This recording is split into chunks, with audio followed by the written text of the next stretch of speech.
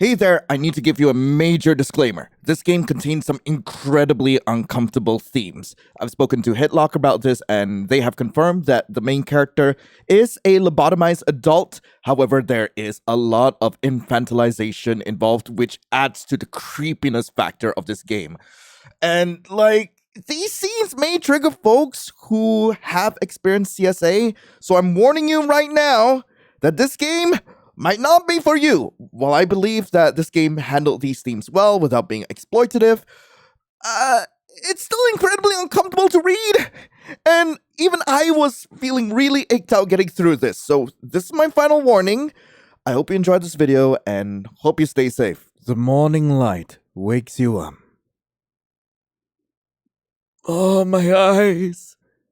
For a few moments, everything feels normal. Warm blanket, soft pillow.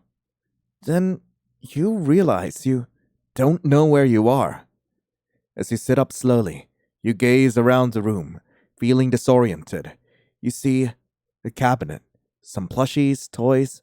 They have your attention for a few seconds before you wonder whose room this is. Maybe yours? You don't know. Your heart begins to beat faster. Something feels wrong. You should know where you are, right? You try to remember how you got here. Nothing. You try to remember harder. Still nothing. You try to remember your name. Nothing. You flinch in surprise as there's movement to your left. What the heck? Who? Oh, you're awake. This is great. This is amazing. Who is this man? He seems to know you. My name is Conrad. Do you remember yours? You try your best, but still nothing. You shake your head, feeling sad. The man doesn't seem surprised. Yeah, I figured. It's all right. Please, don't worry. You flinch again as he takes a step closer, not knowing how to gauge this whole situation. Sorry. He takes a step back again and tries to stand still, but is still fidgeting with his fingers. You don't have to worry. I'm here to take care of you. I'm your friend. Friend! You gaze at this man in confusion. You don't know him, but he doesn't seem to be a threat. You remember that the word friend has a positive meaning. That makes you relax a bit. Friend? The man freezes, as if he's hoping for the best but preparing for the worst. Friend. Yes, I am your friend. He shifts a bit closer, careful not to startle you. I've been taking care of you. You were hurt, but you're safe now. This man is a friend. Friend! Yes, friend. We are friends. He seems overjoyed by your reaction. You wonder what he seemed so worried about before. But you quickly get distracted by the grumbling coming from your stomach. You frown. This is uncomfortable. You want food. You must be hungry after sleeping for so long. Don't worry. I've prepared something for you. He holds out his hand towards you. Come with me to the kitchen. Unable to resist the promise of food, you take his hand.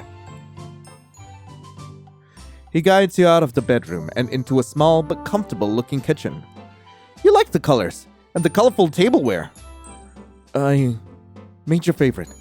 I hope you like it. He brings you a plate with food and a glass of what looks like apple juice. You love apple juice. You hope it's apple juice. Let's see. Can you eat by yourself? Here, take it. He gives you a fork. The fork feels clumsy in your hand. You don't feel like eating by yourself.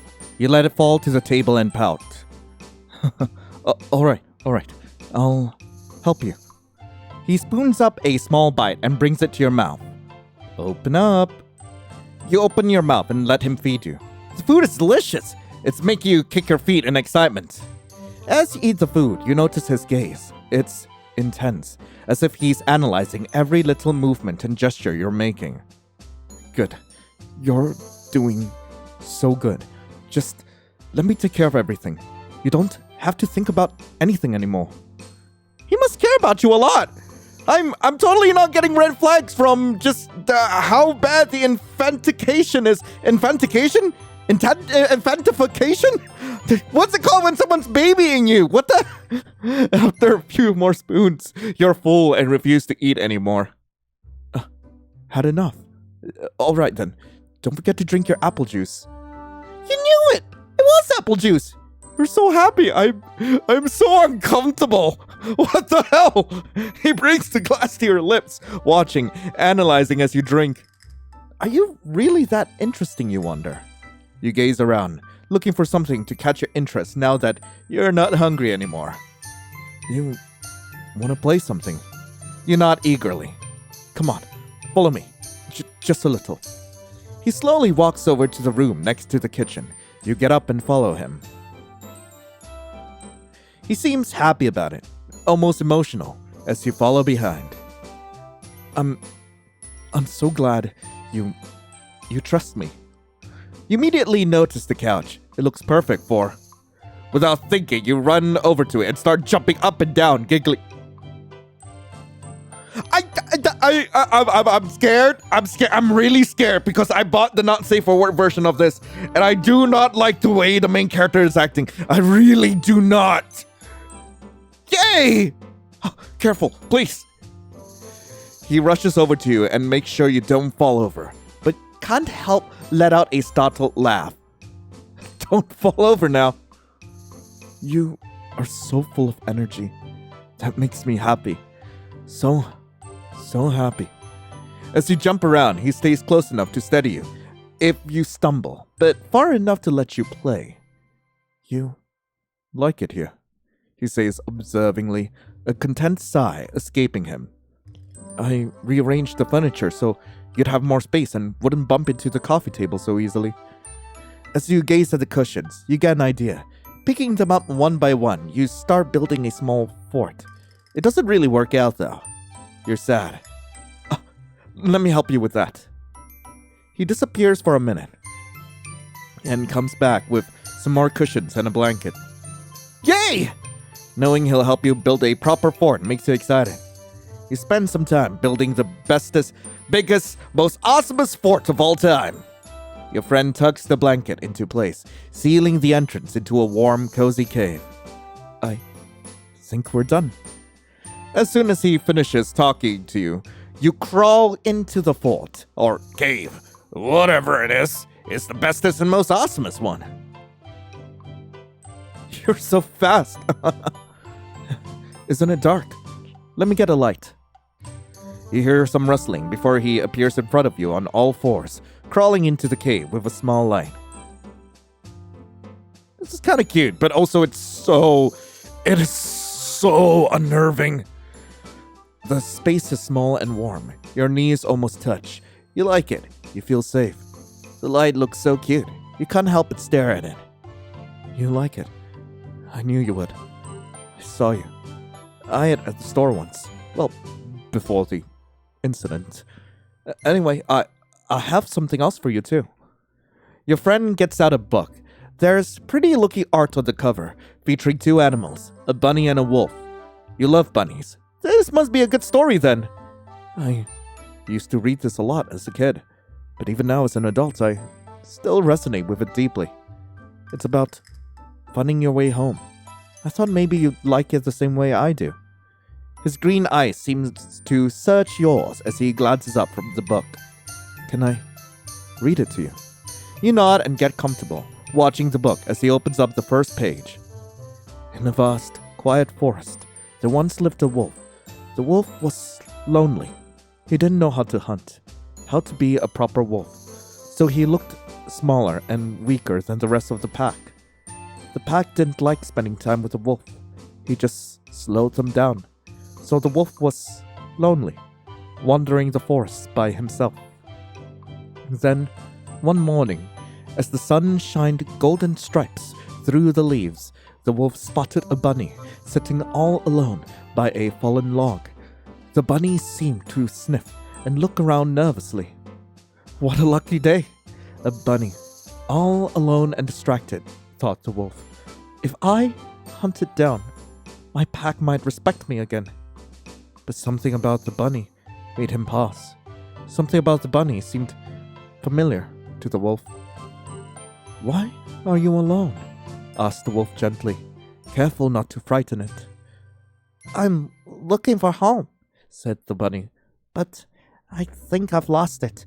I don't know where to go. What does your home look like? Asked the wolf. I don't know, but I'll know it when I see it, said the bunny. The wolf thought for a moment. You can walk with me. I don't have a home either. So they did. They walked through the meadows and little streams. Is this home? Asked the wolf. I don't think so, answered the bunny. The wolf showed the bunny where the sweetest berries grew, where the tallest trees stayed, but none looked like home to the bunny, so they kept walking together. At night, the wolf curled around the bunny to keep it warm, and for the first time, neither of them felt quite so alone. One night, as the stars shined brightly, the bunny nestled beside the wolf and said softly, I think I found it. The wolf looked around.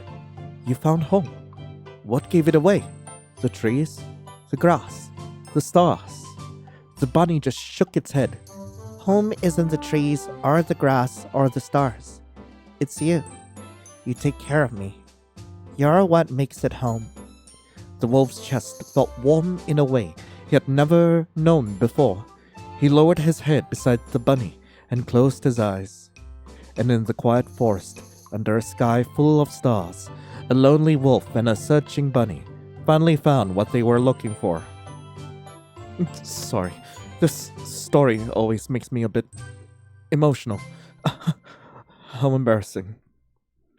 You can't tell if his emotions are good ones or bad ones. Either way, you feel like you're supposed to do something, so you grab his arm, hoping it will comfort him. Your friend's eyes widen for a moment at the gesture, then he smiles. Don't worry. I'm fine. Very fine. I just get emotional sometimes, especially when it comes to you. The fort seems to grow warmer. He shifts slightly and rests his hand on your leg. Is this okay? You nod. Why wouldn't it be? It's so wrong. He smiles, seemingly getting emotional once more. Then he catches himself again. I have something for you. He reaches into his pocket and takes out a ring. Can I put this on?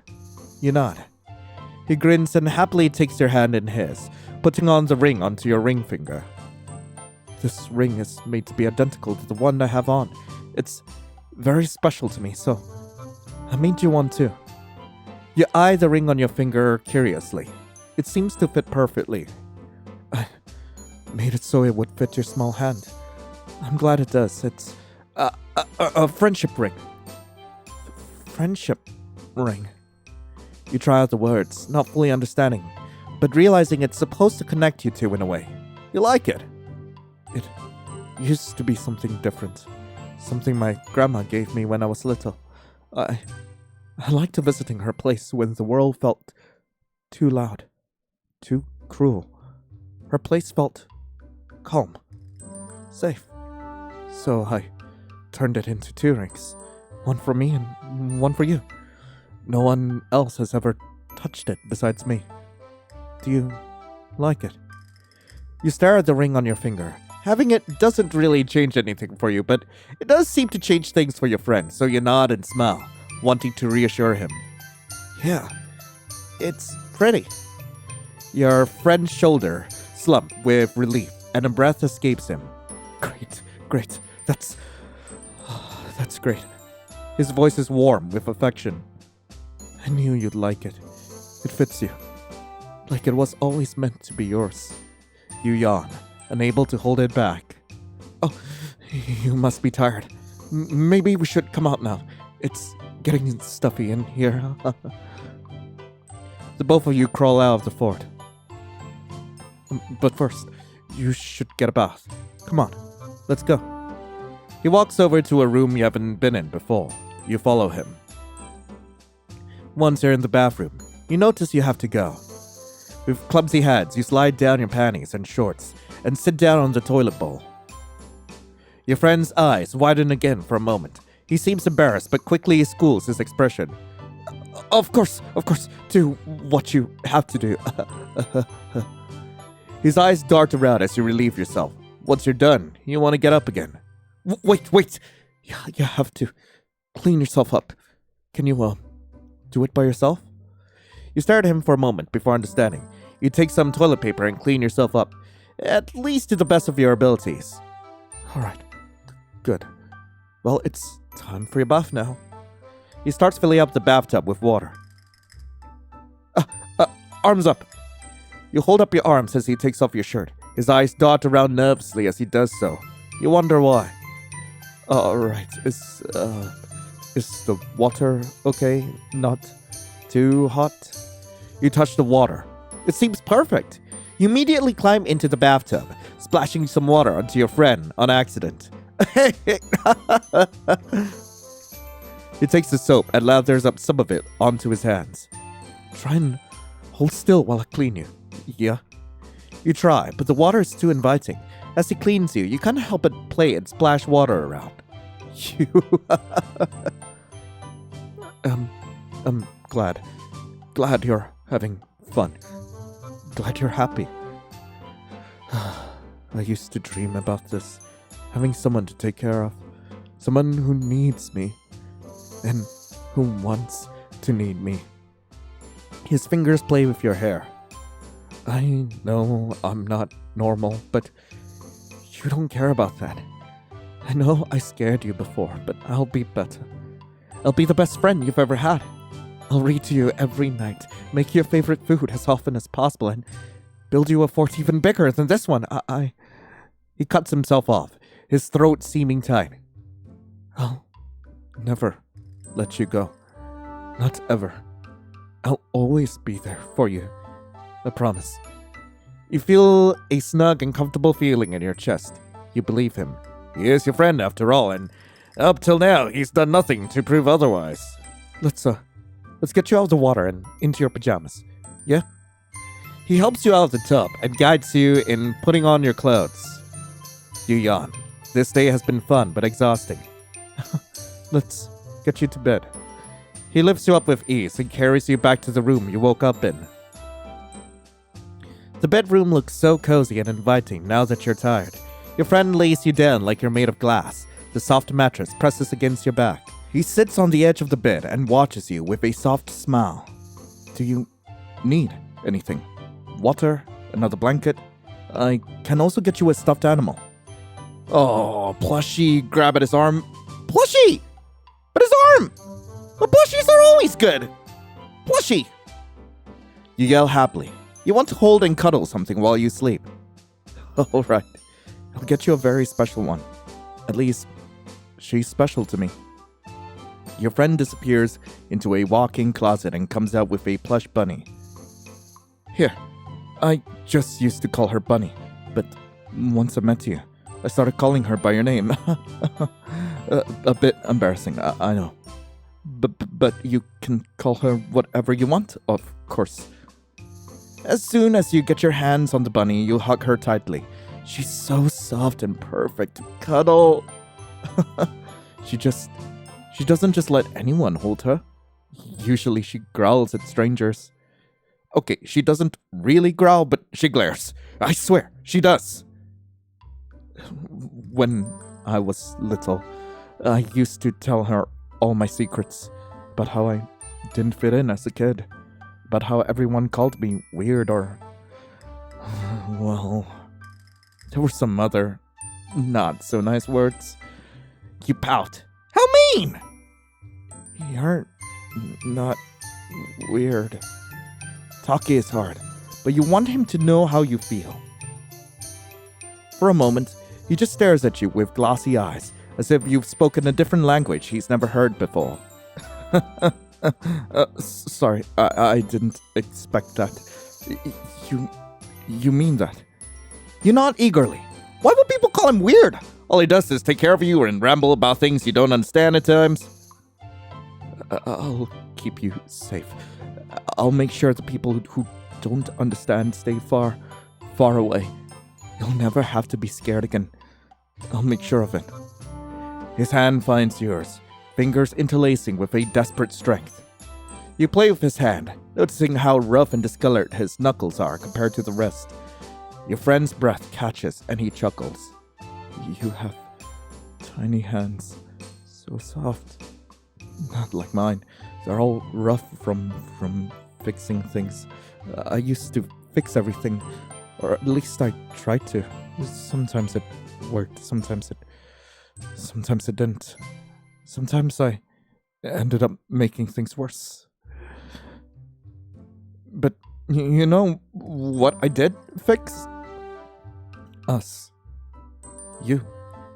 The parts that made you scared, made you angry, made you confused. Made it all better. I made sure you never had to feel lost again. I have a feeling I've been drugged up to hell and back.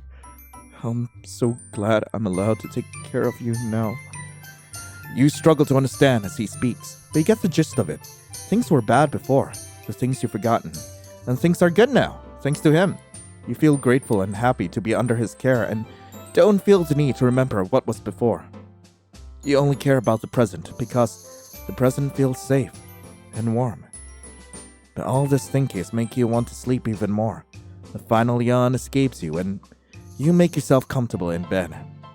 A lopsided smile tugs at your friend's mouth as he watches you intently. Time for sleep. He brushes a strand of hair from your face before pulling your bedsheet higher and tucking you in properly. His eyes search your face. Good night. I have to go take care of some stuff. Just yell for me or come and get me if you need anything. With that, he leaves the bedroom. You close your eyes. It's easy to fall asleep considering how tired you are. This day seemed so long. The next morning, you wake up by yourself. Your friend is nowhere to be seen. Maybe it's still early. You walk out of the bedroom. Your friend is sitting on the couch with a laptop on his lap. Once he sees you, he quickly closes it. You're awake. What time is it? Oh, already so late. I have to be somewhere. It won't take long, but you have to stay in your room in the meantime, okay? Because I don't want you to hurt yourself while you're gone. While I'm gone. Come with me. I promise. I'll be back soon. The room will stay locked until then. Please, don't be angry with me. It's for your own safety. He gives you a kiss on the forehead before he exits the room. You hear a lock sound once. He closes the door. You feel anxious. What are you supposed to do without him? What if you want to play? What if you fall? What if you have questions? Your stomach grumbles. Your friend forgot to feed you. How mean! You start crying and throwing a tantrum. How dare he forget to feed you after saying he'd take care of you? How mean! How mean! How mean! How mean! How mean! Once he's back, you're going to give him the cold shoulder. That'll show him! Ugh. To distract yourself, you start wandering around the room, trying to open cabinets, closets, anything really, but they're all locked. Why? Why? Why? You trust your friend, but he doesn't trust you back. He doesn't trust you with his things. He doesn't trust you to stay outside the room without him. He doesn't trust you! You know he's smarter, bigger, stronger. You know you can't take care of yourself alone, but you still want him to trust you. I feel like there's a lot of brainwashing involved in this game. It really does feel that way. You feel like in a different universe, the roles might be reversed. It doesn't make sense, and yet it does. It's like you're fractured and know where the missing pieces are, but it's impossible to reach them. You're hungry, angry, and upset. Ah! You start throwing a tantrum again, hitting things, throwing whatever you can find. Crack!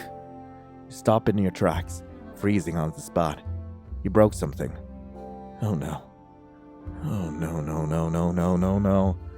You didn't mean to. You didn't mean to get upset. You didn't mean to be angry at him. You didn't mean to hurt him with this. He will definitely be unhappy with you. No wonder he doesn't trust you. You deserve to be hungry and alone. Sniffle.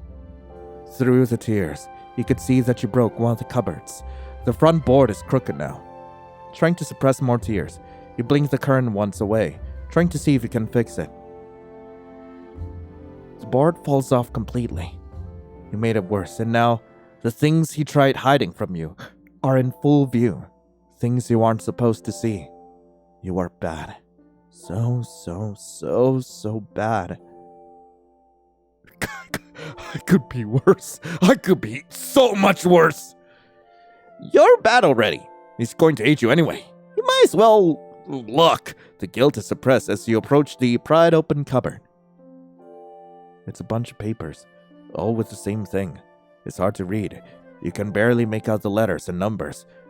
It hurts your head. Oh God, thank God I'm an adult. I am an adult, right? Take one of the posters. You take one of the posters and hide it inside the pillow. Your friend won't notice a poster missing, right? Trying to make time fly by faster, you close your eyes, falling asleep. You dream of something you can't quite understand. An intrusion, and then another and another. The intrusions won't stop, no matter what you do. No matter where you run to, they follow you everywhere. You don't even know where or what is being intruded. You just know it is. And it feels so unfair. Hey, are you okay? Wake up. Your friend has finally returned and woken you up. You promise yourself not to cry once he's back, but the tears just start to flow. Without thinking, you bury your face into his shirt and cry. His arms instinctively wrap around you in a comforting gesture. You must have been lonely, scared, or both. He gazes around at the mess you've made. Don't worry. I'm not mad. You gaze up at him, blinking away the tears in relief. I'm sorry I had to leave you alone. I'll find a solution. Maybe I can work less hours or work from home. You nod eagerly. Loneliness and isolation is suffocating without memories. Don't worry. I promise. I'll never leave you alone for this long again. It just had to be done. I had some important things to take care of. But you are the most important thing of all, and that will never change. I'll take care of you and be the best friend you've ever had. Forever and ever. You both stay like this, hugging each other for a good minute. This feels safe. This feels peaceful. But it's hard to ignore the tiny, looming dread in the distance you can't quite place. Actually, I have to get some groceries. You pout. Angry he wants to leave again. But I'll be quick. I promise. Not even 30 minutes. And I'll bring you back your favorite cookies. You reluctantly let go of him. You are upset, but understand that food needs to be in the house. And you do like cookies. Your friend puts on his shoes again. You watch him. You wonder if he'll ever take you outside with him. You hope so. I'll be back. I promise. He gives your forehead a kiss again and takes a minute to open all the locks on the door. Then he's gone and the door closes. What now?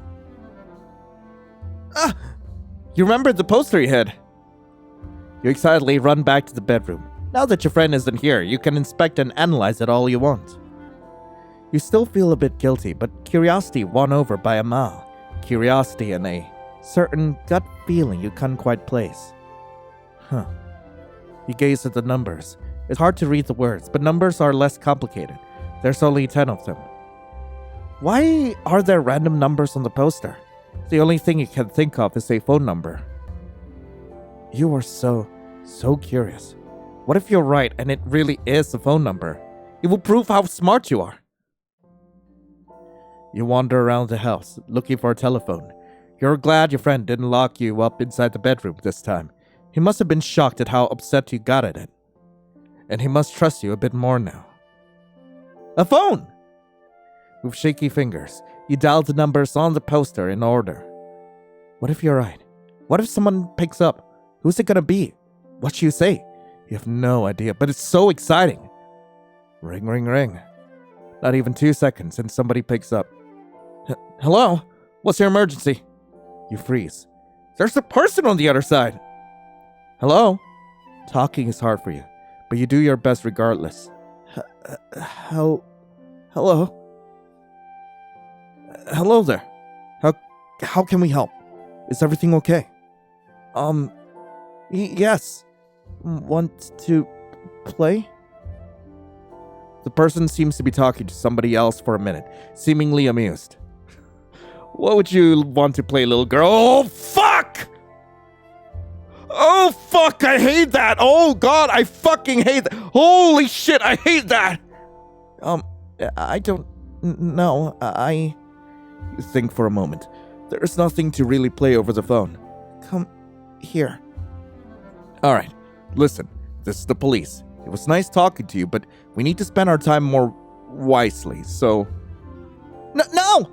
You don't want them to hang up. There's no way your friend will let you talk to others anytime soon. So, this is one of the few chances you have where you can play with others. I can't leave house. Alright, can you get your parents on the phone? Not here. Friend is outside. You're home alone. How old are you? Don't know. The person talks to somebody else again for a few seconds. What's your name, little girl? Oh, God, what the fuck? Headlocker, what the hell did you write? I don't know. It's embarrassing you don't know, but it's the truth. You wonder why your friend didn't tell you your name yet. Do you even have one? You don't know. There's a sudden tightness in your chest. You forgot. Forgot how much you forgot. How much you don't know. You realize how abnormal that is and feel a great wave of shame wash over you. The person on the other end must think you're so weird for not even remembering your age. You start sobbing. Sorry, I don't know. Friend won't tell me. I did not ask. Little girl, where are your parents now? Don't know. Alright, who is this friend you're talking about? I don't know. You sniffle. There's talking on the other side again. Okay, don't cry. You're not in trouble. Just stay on the phone and we'll send somebody to play with you, alright? Just to check up on you real quick. You relax a bit. If they want to play, that means they don't think you're weird, right? Okay. Perfect. Don't worry.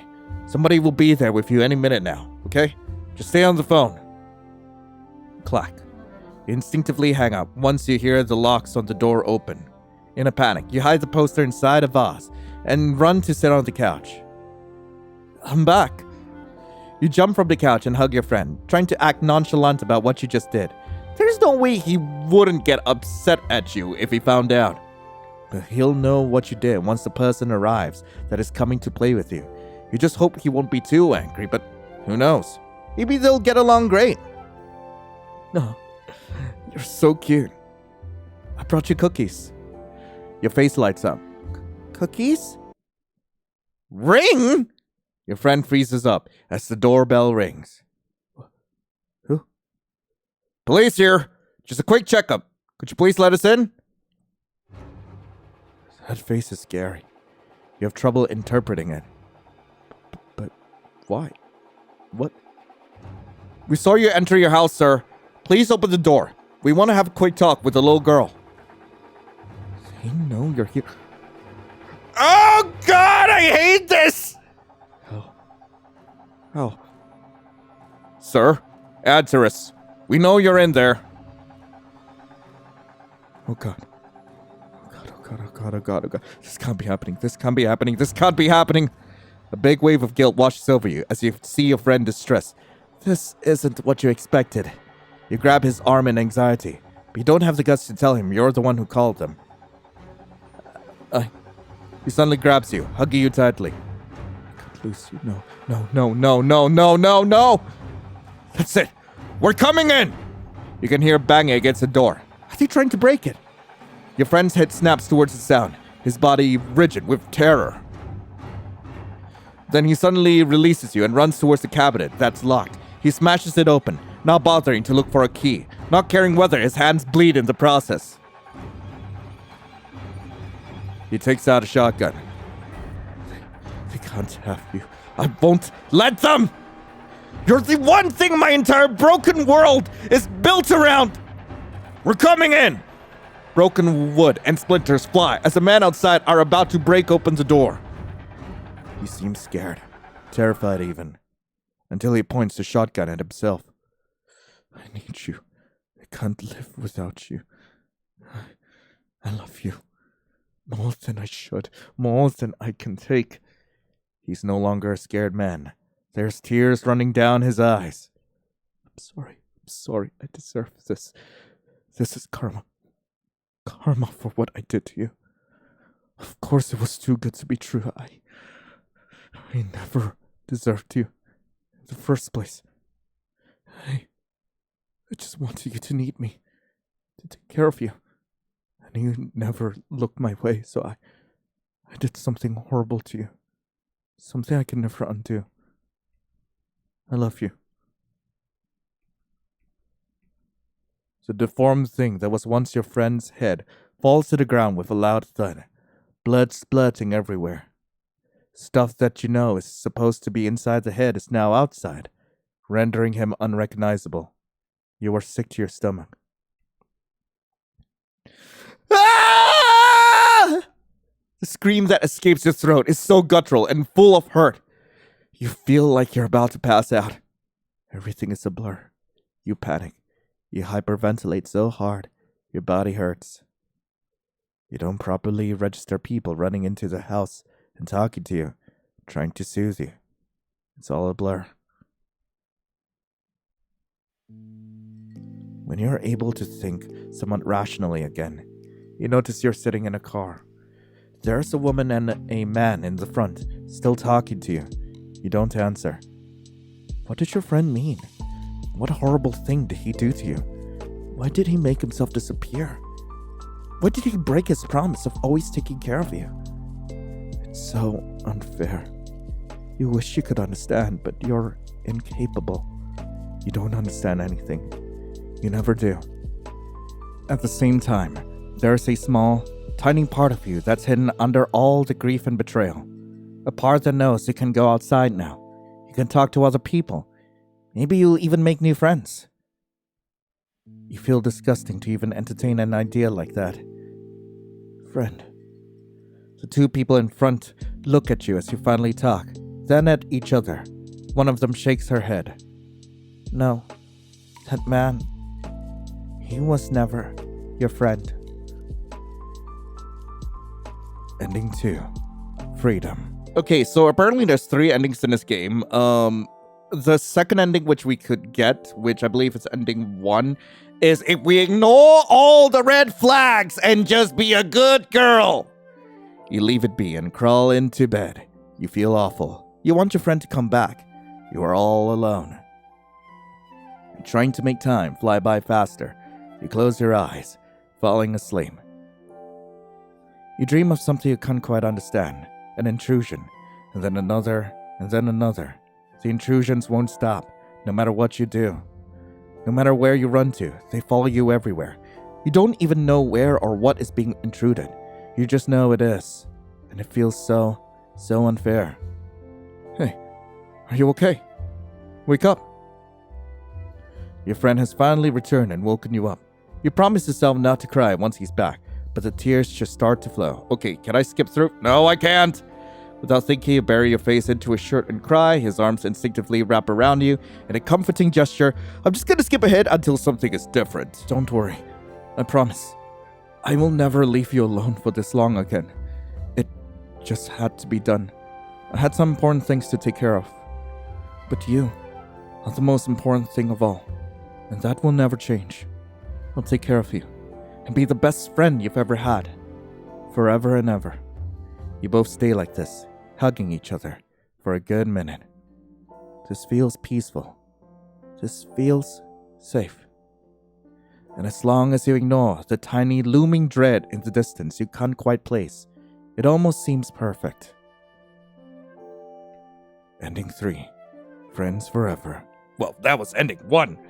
My eyes aren't eyeing right now. Alright, so for the final ending, and I'm pretty sure this is possibly the worst ending we could get, we're supposed to hide under the bed.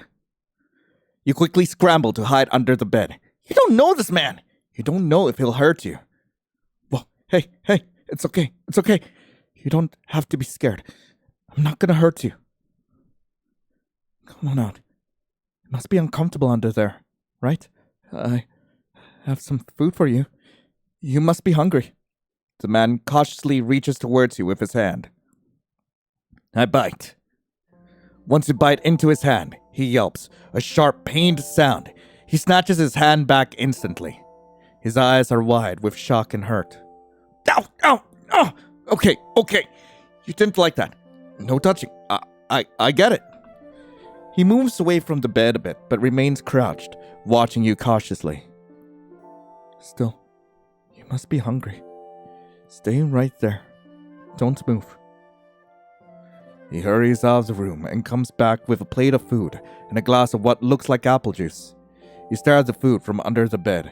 You're hungry, but there's no way you'll get close to this strange man yet. You don't know him. You actually don't know anything at the moment, and that scares you.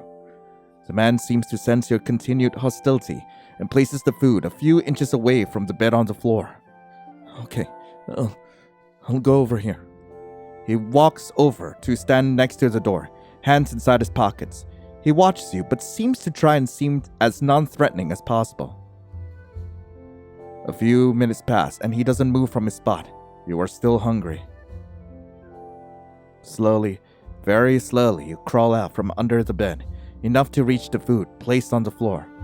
As you do so, you never leave the man out of your sight, just in case. As you emerge, there's a small smile touching his lips. See? It's okay. You can have it. I'll stay over here. The food tastes good. Great even. So does the apple juice. You love apple juice. Once you're full, you don't feel like crawling back under the bed, but you also don't want to stay in the same room as this man. You eye the open door. Without thinking, you dash out into the next best room you can find. Whoa! Hey! Wait! He stumbles into the living room after you, his movements clumsy and panicked. It's okay.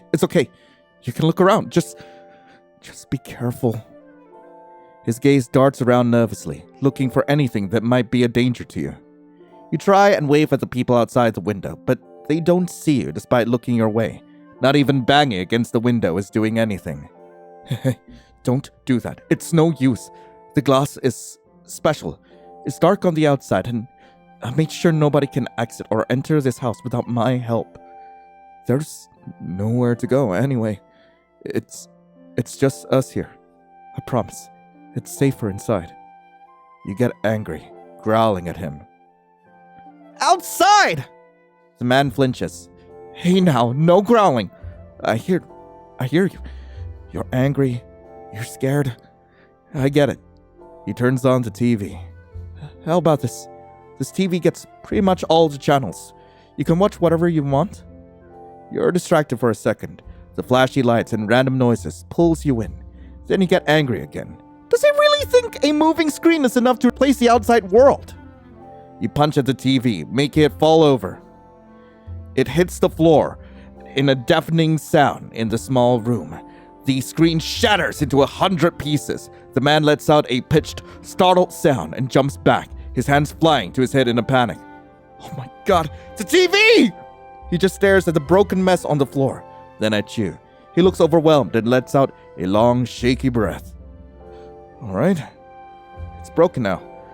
You don't like it, the noise, or the pictures. I'm sorry, I shouldn't have turned it on.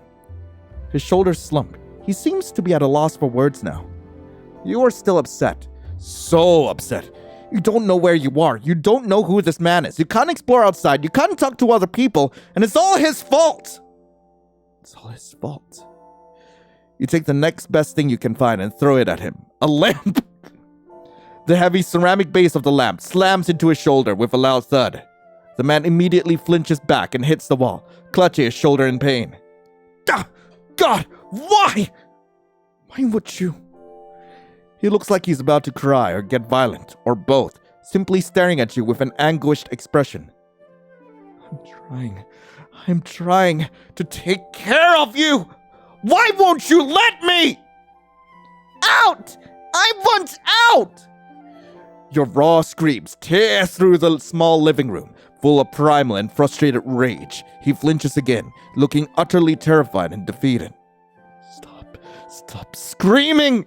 I can't let you out! Don't you understand? It's not safe out there! He shakes his head frantically and takes a few steps towards you. They would hurt you, like they did before, or take you away. I can't let that happen. I won't! You can't listen to its nonsense anymore. You don't even know what he's talking about, and you don't want to know or understand. Once again, you run away from him. Not that there's many places in this house to run away to, so you run back to the bedroom you woke up in. You shut the door with a loud thud and start throwing a tantrum, hitting at random things and throwing around whatever you can find. The man runs after you, throwing the door open. For a moment, he just watches you, his eyes scanning the chaos you're creating. Hey, stop it. Please. He doesn't sound angry, just exhausted. You're going to hurt yourself. He takes a cautious step towards you, hand outstretched. I know you're angry. I get it, but it isn't helping. It's just making things worse. You don't stop. You refuse to stop. If he's forcing you to stay in this stuffy house, he'll have to deal with you at your worst. Maybe he'll finally let you out if you get on his nerves hard enough. Crash, bang, thud. Fine. Break it all. See if it helps. He slumps down on the side of the wall, simply watching you, ready to intervene if you do end up getting into danger. Not getting any more reaction out of him makes you slow down in frustration, but then you notice one of the cupboards has gone loose. You punch it one more time and the headboard falls down, making lots of posters fall out. They all look the same. They're all the same poster with a girl on it. Under her picture are numbers and letters you can't quite read. No, don't look at those! His voice is a choked yell, full of a new kind of panic. He stumbles forward, ignoring his injured shoulder, trying to snatch the posters away. You quickly grab one of the posters, hugging it. For some reason, it gives you some kind of comfort you don't fully understand. You want it? Okay. You can have it. He backs away, slowly, his movements pained and stiff. He sits on the edge of the bed, cradling his injured shoulder, as if remembering the pain again. He watches you, his green eyes clouded with a deep sorrow you don't understand. I'm sorry. I'm so sorry. You stare at the poster, mesmerized by the girl in the picture. The numbers and letters mesmerize you too, despite not understanding what they mean. You know they are important. I know her. His eyes get wet, and he quickly rubs them dry with his fingers. I knew her. She was kind. Amazing even. She had a laugh that sounded like wind chimes. She always rooted for the underdog in movies. He lets out a long, shuddering sigh again, as if admitting defeat. I just wanted to keep her safe. That's all. You stare at him, then at the poster again. You wonder what his connection to her is. Friend? His head suddenly snaps up at your innocent question, as if he can't believe you've just asked one, without being angry or upset at him. Yes. I would like to believe we were friends. I always wanted the best for her. Could this be true? Could this man be friends with somebody? As you wonder, he shifts his weight on the bed nervously, almost excited. You've calmed down, haven't you? Is there anything you want to do, or maybe I could get you some sweets? Would you like that? Sweets. Sweets would be nice right now. Even though you're too stubborn to agree, you don't reject his offer. He smiles. All right, come on. Let's go to the kitchen. I'll get you some sweets. Reluctantly, you eventually follow him to the kitchen. The poster is coming with you. You're still suspicious of him. You're still upset at him, but you're also dependent on him. And right now, you're tired after all the ruckus you've created. You just want some reprise and some sweets. Once you sit down on the kitchen table, he gives you a plate with some cookies. They look delicious. He starts warming up some milk on the stove. You watch the flames under the pot with fascination. Baked them myself. I hope you like them. He winces slightly, holding a shoulder. You sure know how to throw things. Stay there and eat the cookies. I'll just go and tend this real quick. You gaze around the kitchen, your eyes falling onto the pot again. With the poster still in hand, you walk over to it. Fire and paper. You know that the two of these things together result in more fire. This makes you excited. You are aware that you probably shouldn't be doing this, but your friend is preoccupied right now, so now's your chance. Slowly, you bring the poster near the flames, watching it sizzle and light up. It's so beautiful and warm. You continue burning the poster until the fire starts to reach your small hand. You flinch, surprised by the sudden sting of pain, and let the burning poster fall onto something else. Before you register what you threw the poster on, it's too late. The flames, they grow bigger. You watch them grow with rapt attention. Is this bad? It probably is, so you take a few steps away. Beep! You almost jump out of your skin at the sudden noise, an alarm so loud it hurts your ears. What the? No! No! The scream tears from his throat in a raw, guttural desperation. He quickly puts out the fire, but continues screaming. No. Oh God! They're gonna come here! They're gonna find you! Despite the fire being out, he doesn't stop. He takes a broom and frantically hits the alarm until it falls off and goes silent. You've been frozen this whole time, unsure of what to do and unsure what he's so afraid of. I hope it wasn't too late. Sirens suddenly approach. The man just stares at the front door, seemingly paralyzed with terror. Then he finally speaks again. You did this. You brought them here. He drops the broom and scrambles towards you, his movements unpredictable and scary. You instinctively take a step back, but he's faster, lunging at you. His large arms encircle you, pulling you close with a desperate need. You struggle, but he's not letting you go. They'll find you. They'll take you. They'll put you in a home, and they'll lock me away forever. Fire department, open up! We're here to help! His head snaps towards the sound, his body rigid with terror. Then he suddenly releases you and runs towards a cabinet that's locked. He smashes it open, not bothering to look for the key, not caring whether his hands bleed in the process. He takes out a shotgun. They can't have you. I won't let them. You're the one thing my entire broken world is built upon. We're coming in! Broken wood and splinters fly as the men outside break open the door. He seems scared, terrified even, until he points the shotgun at you. I need you. I can't live without you. I love you. More than I should. More than I can take. He's no longer a scared man. And deep down, I know you feel the same way. This is for us. I know we'll meet again after this life. And this time, nothing will stand in our way.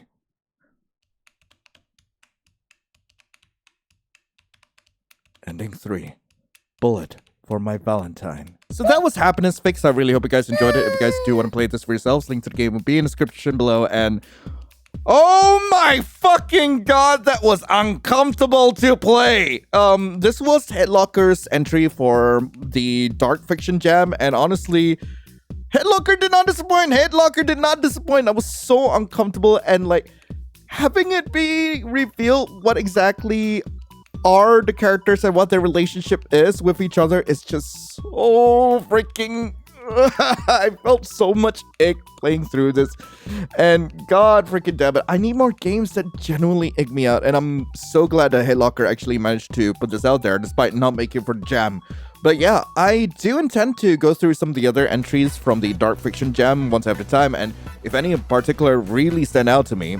But yeah, do let me know what you thought in the comments below, and do give me suggestions for other games I should cover next. But in the meantime, thank you all so much for watching. Hope you all have a lovely rest of the day, and as always, I'll be seeing you in the next video. This is Lion, signing off. Ciao.